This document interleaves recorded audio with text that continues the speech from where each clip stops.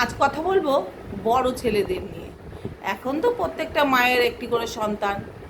আমাদের সময় একটি মায়ের 5টা সন্তান ছিল। তখন হতো সবারই 5টা 6টা 4টে। বড় যে দিদি হোক দাদা হোক, বাবা মার পরে তারই কর্তব্য থাকতো ভাই বোনদের দেখাশোনা করা বা মানুষ করা।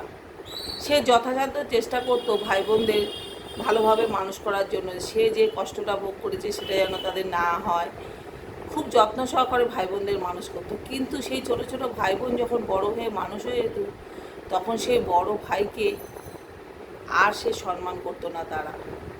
তাদের এতটাই নগণ্য মনে করতো, সেই সম্মানটা তার প্রাপ্য, তাকে সেই সম্মানটা তারা দিত না। তখন যে বড় ভাইয়ের কতটা কষ্ট হতো, এই জন্য এখনও সবাই ভাবে যে বড় ভাইরা বা বড় দিদিরা এই সংসারের গাধা। হাজার করেও তাদের কোনো নাম নেই, সম্মান নেই।